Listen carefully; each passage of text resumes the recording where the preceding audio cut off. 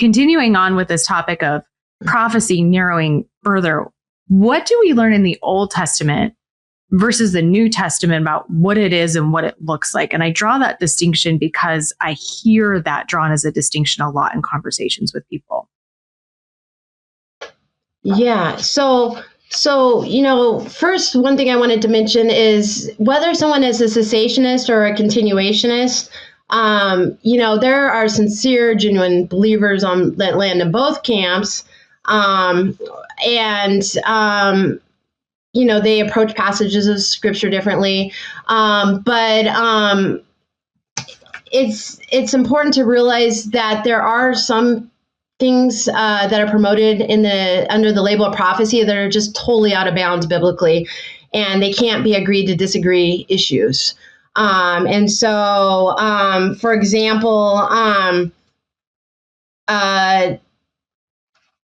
people that claim to have extraordinary authority, prophets that claim to have extraordinary authority, they think that everybody's supposed to submit to them. They're supposed to receive their new revelations. They claim to give people guidance on major life decisions, like who to marry, where to live, things like that. Obviously, you can see where the spiritual abuse would come in there. So claiming to have this extraordinary authority, claiming that they govern the church, that even pastors and elders are supposed to submit to them, which we know from scripture.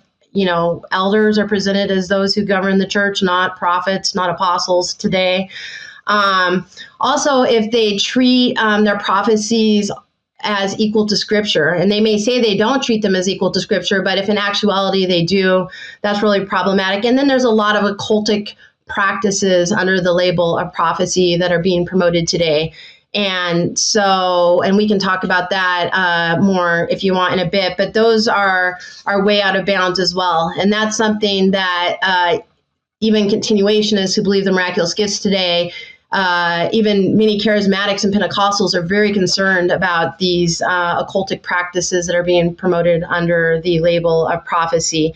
But as far as the difference between, prophecy in the Old Testament and prophecy in the New Testament, I'll start off with what's the same. I mean, prophecy, a prophet is in the Bible is a person who speaks for God.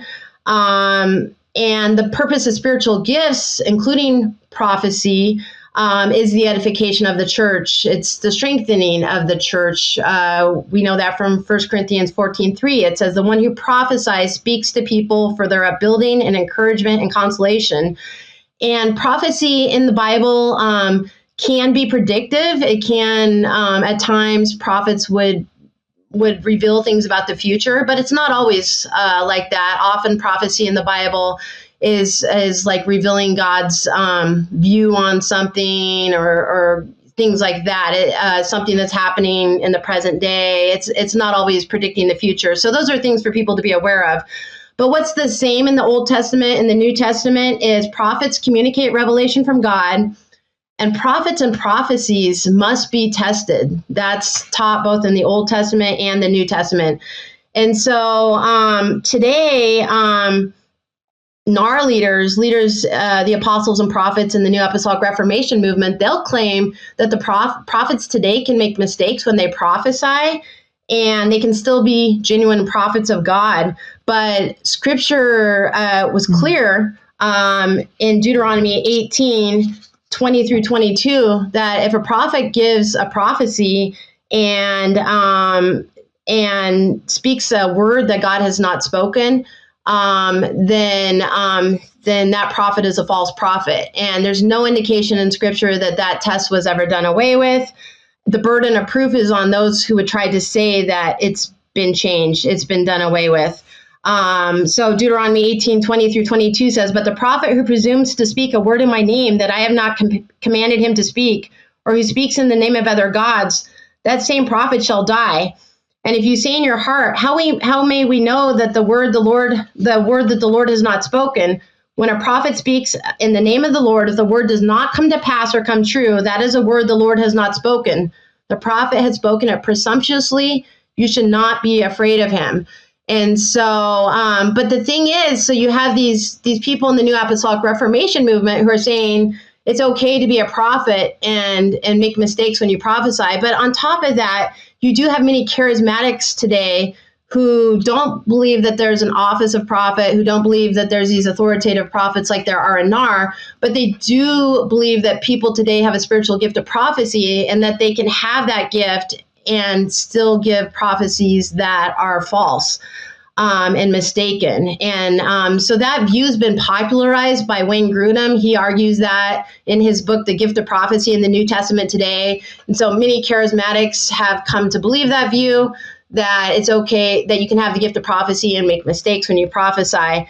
But many people, including myself, are not convinced by the case that Wayne Grudem and others have made that you can have the gift of prophecy and make mistakes when you prophesy. And so they would say it's changed, that in the Old Testament, God, you had to get 100% right, but in the New Testament, the standard has changed, and you don't have to get it 100% right, and you can have prophecies that are mixed with error. But the arguments that are given in support of that, many people don't find convincing. And, we can talk about some of those if you wanted to, but that's important to realize that that's one thing people think has changed, but it hasn't changed. Some things that have changed between the Old Testament and the New, however, is in the Old Testament, you would see prophets giving prophecies for entire nations. You don't really see that in the New Testament after John the Baptist.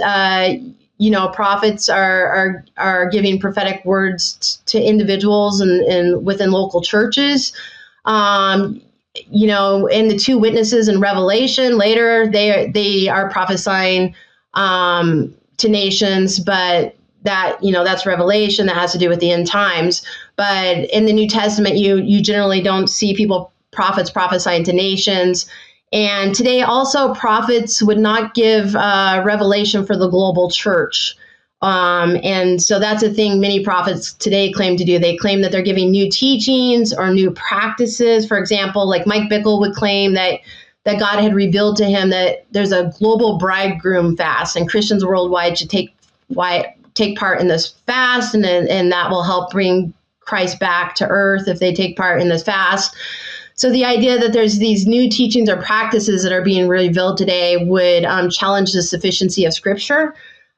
We know from 2 Timothy 3:16 through 17 that Scripture has all we need, all the instruction we need to please God and to fulfill His purposes for our life and His purposes for the world. And so Scripture is sufficient. So those are some things we prophets shouldn't be taking part in today. Wow, that is an excellent comparison. Thank you so much for being so thorough.